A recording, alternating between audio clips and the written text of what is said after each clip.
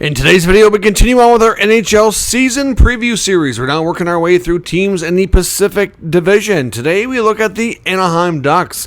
The Ducks are a team trying to make the jump from rebuild to being a playoff contender this season. They had a few changes that were fairly significant, including behind the bench. We'll discuss what we should expect from them coming up next.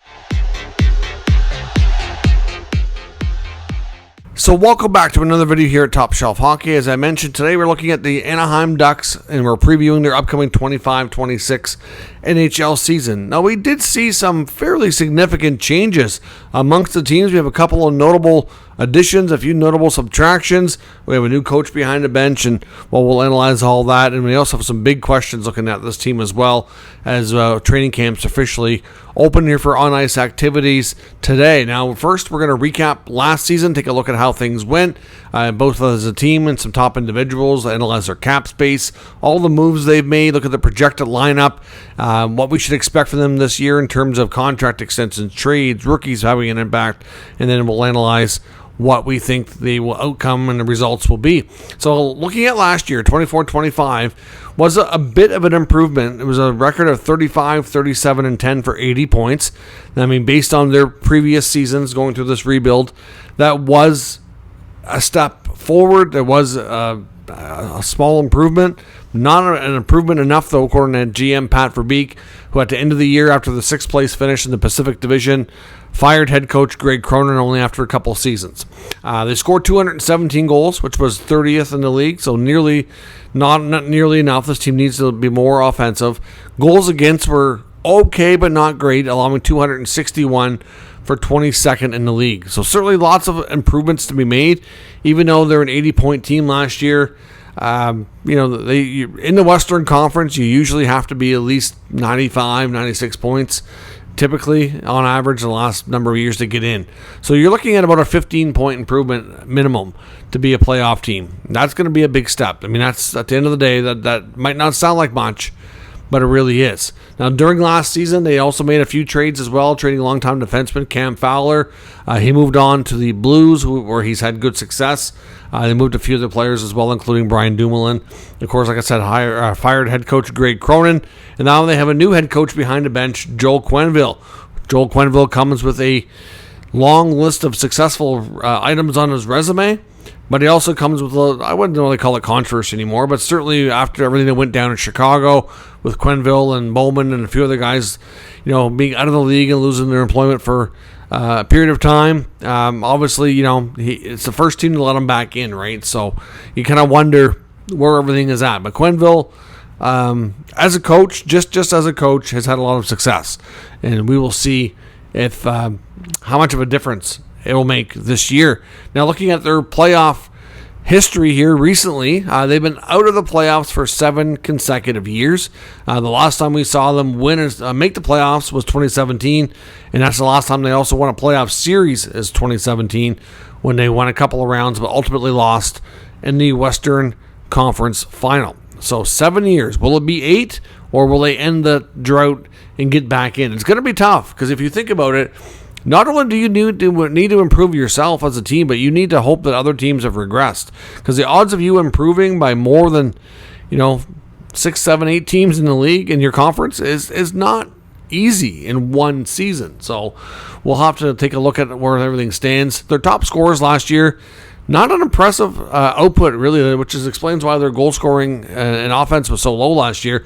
Troy Terry led the team with only 55 points. Mason McTavish was second with 52. Frankie Vetrano, 45. Leo Carlson, 45. Cutter Gauthier, 43. 44. And Jackson Lacombe, 43. So, I mean, when you don't even have your top scorer have at least even 70 to 80 points, it's not great. There's not a lot of offense going on there, and they have some talent. So clearly, that's I think a big part of why Verbeek thought this team could be better, and a coaching change was necessary. Now they have a ton of cap space going into the offseason, or coming out of the offseason into the regular season. They have over $20 million, $20.5 million.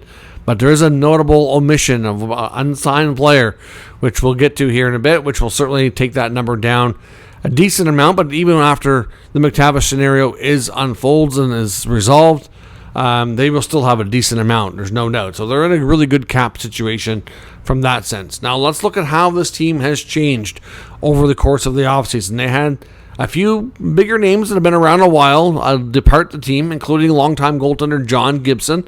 Gibson has been rumored to be on the move for, it feels like, 2 or 3 years. Finally happens where he goes to Detroit. So his long tenure with the Ducks is over. They were certainly, it was more apparent than ever last year that Dostal was ready to take over as a starter and basically already had anyway. So moving on from Gibson until the final year of his contract was easier from a money and contract perspective, and from a team perspective, it already really felt for over a year that he had basically become more of a backup to Dostal than anything else. And of course, his injuries certainly, hasn't helped matters either. Of course, former very high first-round pick Trevor Zegras, after a lot of speculation around him, he's moved on in a trade to the Flyers. Brett Leeson or Robbie Fabry also were let go and not re-signed or brought back, so they're no longer with the club here as well. New to the team this year was the top free agent signing, or one of the top free agents on the market, was Mikael Granlund. Granlund comes over after a successful season between the Sharks and the Dallas Stars.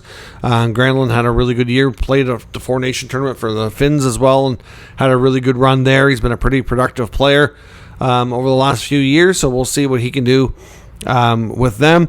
Chris Kreider comes over from the New York Rangers. Of course, we've seen the Ducks take on a couple of Ranger veterans that were needing out of there, or according to their management, at least, that they needed out of there.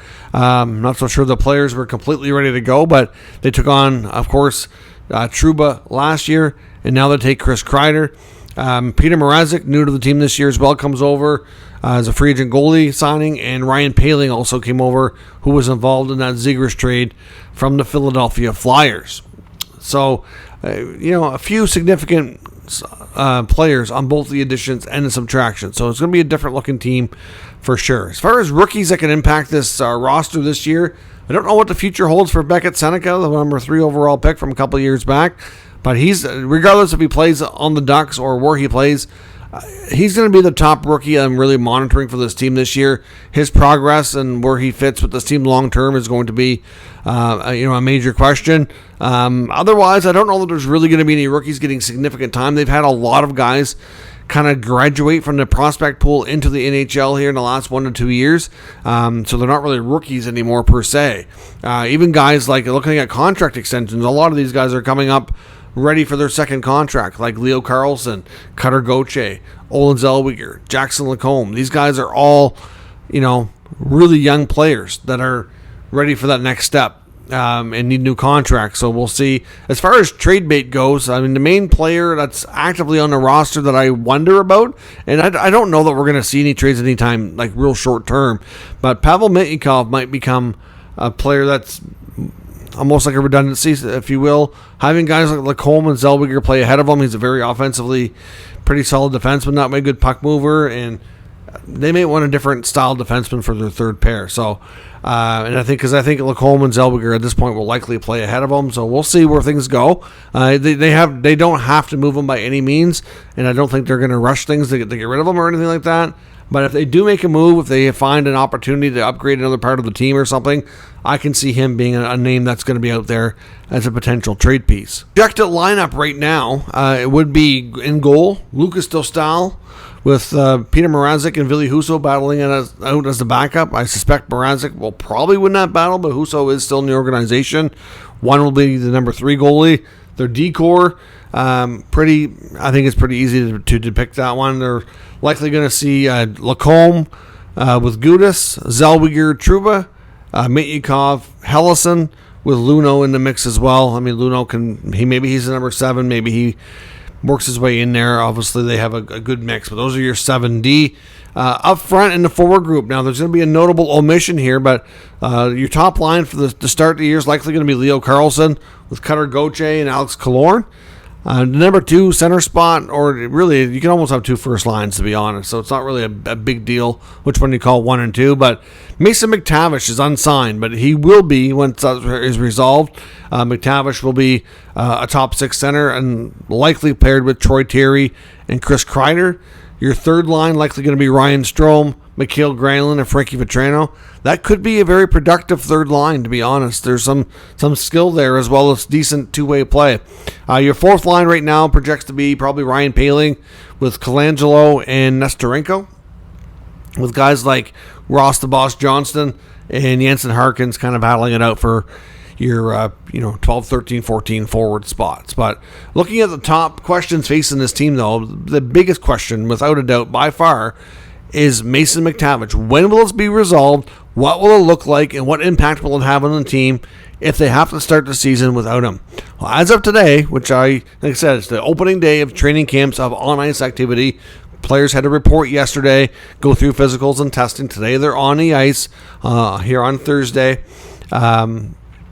And McTavish remains unsigned. He is skating back home in Ontario with the Ottawa 67s, which is, he's from the Ottawa area, so that'll be one of the closest junior teams, or the closest junior team to where he calls home in the summer. So that's what he's doing for training right now. But there's a major gap between McTavish and the Ducks. It appears to be, at the very least, we know term is an issue. It sounds like the Ducks would prefer to lock him up for 8 years, and it seems like his camp isn't overly interested in that. We've heard some concerns from the McTavish side. I mean, these are the rumors, that the McTavish side has concerns about long-term fit with his role, where they see him, all that type of stuff. I think he's probably also, I haven't heard this, but I would have to suspect, with a rising cap, he's probably also thinking, geez, if my next 1 or 2 seasons are, if I can progress and do even better and keep developing here, I might be better off to do a short-term deal and really be able to get a much bigger number with the cap rising exponentially over the next few years. So, clearly, there's the juggle of security versus, how do I make the most money, right? So there's a major gap. We know Verbeek has developed a history in his relatively short tenure as a general manager with really grinding players. Really grinding them down and not giving in one little bit on what he wants for a contract. So, like I said, at this point, with McTavish is missing camp. If he misses all of camp, that's going to have a big impact on the season. I have no doubt. Players, I mean, there is the odd exception, but a lot of players have slow starts. Training with other teams and with junior clubs, skating on your own, all those things is great. You got to do something to keep up what you can, but it's not the same as being with the NHL team. It's just not. And most players start slow, especially where you have a new coach, and he's probably going to want things to be done a little bit differently. So you're going to have some stuff to learn and adjust to. So that's not, to miss camp is a big deal. So how this gets resolved, it's hard to say. I would suspect that the Ducks you would think eventually they would cave and be like, okay, we'll give you a 1-year deal. We'll talk about it next year. Something. I don't know. I mean, could it lead to a trade? It's possible. It's always possible when you have a standoff or a dispute or whatever you want to call it. But at this point, we have not heard that the Ducks have decided that they need to do that.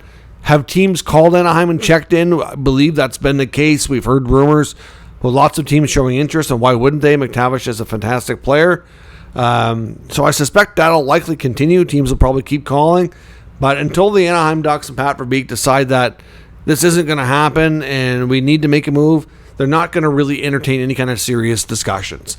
But yeah, so obviously getting that resolved is by far the biggest question, how long it takes. And with Verbeek, I really don't know. I don't know. But I would hope for their sake it's resolved sooner than later and that he can get in there at least without having missed all of camp, but we'll see. The next big question is, how much of an impact is the new coach going to have? Joel Quenneville, like I said, has a great resume, had a lot of success in the past. He's also been out of the league for a decent amount of time as well. So clearly, it's a new team, new roster, like everything's going to be new to him. I'm sure he had lots of time in the offseason here to prep, though, because he was hired fairly early, but I just wonder what kind of impact he's going to have. And the next big question too is how much more competitive are they going to be? Can they improve it on 80 points? And I really think they can, to be honest. Between the potential of the new coach bump, plus having, like I said, not just getting a new coach bump, but getting an experienced coach the way that he's had success before. And if you look at this roster, really, like, the top 9 looks pretty darn good to me in the forward group.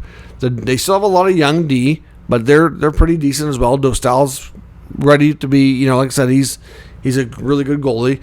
For them to, I don't know if they can make the playoffs.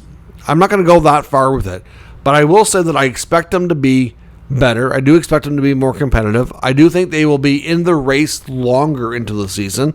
Ultimately, they may fall a little bit short, but I can see them being at least in contention up until the last couple of weeks. Maybe instead of 80 points, maybe they're closer to 90, but ultimately maybe just a little bit out.